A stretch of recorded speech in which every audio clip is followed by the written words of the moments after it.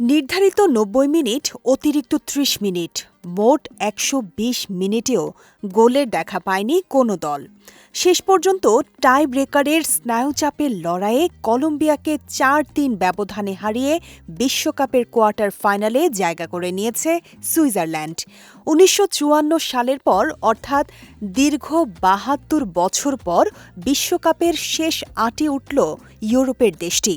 Quarter ফাইনালে তাদের প্রতিপক্ষ বর্তমান বিশ্ব চ্যাম্পিয়ন আর্জেন্টিনা। বুধবার ভ্যাঙ্কুভারের বিসি প্লে স্টেডিয়ামে অনুষ্ঠিত শেষ ১৬ ম্যাচের শুরু থেকেই আক্রমণ পাল্টা আক্রমণে জমে ওঠে লড়াই। প্রথমার্ধে বলের দখল ও সুযোগ তৈরিতে দুই দলই সমান তালে লড়লেও গোল করতে পারেনি কেউ। ২২ মিনিটে হোর্হে পুয়ের্তার দূরপাল্লার বাঁকানো শট দুর্দান্ত সেভে ফিরিয়ে দেন সুইস গোলরক্ষক গ্রেগর কোবেল। জবাবে ৩১ মিনিটে রুবিন রিডারের নিচু শট এবং ২ মিনিট পর দান এন্দোয়ের প্রচেষ্টা ঠেকিয়ে দেন কলম্বিয়ার গোলরক্ষক কামিলো ভার্গাস। দ্বিতীয়ার্ধে দুই দলই কয়েকটি ভালো সুযোগ তৈরি করলেও গোল করতে পারেনি। ৬৪ মিনিটে লুইস দিয়াজের সুযোগ নষ্ট হয়। অতিরিক্ত সময়েও কলম্বিয়ায় বেশি আক্রমণাত্মক ছিল।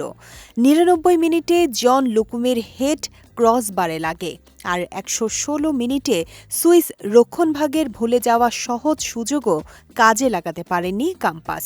ফলে ম্যাচ গড়ায় টাই ব্রেকারে। টাইব্রেকারে প্রথম শট থেকেই শুরু হয় নাটকীয়তা। কলম্বিয়ার হয়ে হুয়ান কুয়েন্তেরো ও লুইস দিয়াজ গোল করলেও দাভিনসন সানচেজের শট ক্রসবারে লাগে এবং কুচো হার্নান্দেজের শট দারুণভাবে ঠেকিয়ে দেন গ্রেগর কোবেল। সুইজারল্যান্ডের হয়ে শুধু মানুয়াল আকাঞ্জির শট মিস করেন। শেষ শটে রুবিন ভার্গাস গোল করলে ৪-৩ ব্যবধানে জয় নিশ্চিত করে সুইজারল্যান্ড। ২০০৬ সাল থেকে প্রতিটি বিশ্বকাপে খেলেও এতদিন প্রথম বা দ্বিতীয় রাউন্ডের বাধা পেরোতে পারেনি সুইজারল্যান্ড। এবার সেই আক্ষেপ ঘুচিয়ে ইতিহাস গড়ল তারা। এই জয়ে কোয়ার্টার ফাইনালে বর্তমান বিশ্ব চ্যাম্পিয়ন আর্জেন্টিনার মুখোমুখি হবে সুইসরা। দীর্ঘ ৭২ বছর পর শেষ আটে ওঠা সুইজারল্যান্ড কি আরেকটি চমক দেখাতে পারবে, নাকি সেমিফাইনালে জায়গা করে নেবে আর্জেন্টিনা? এখন সেই অপেক্ষায় ফুটবল বিশ্ব। শেখ তাসফিয়া করিম, বিজয় টিভি নিউজ ডেস্ক।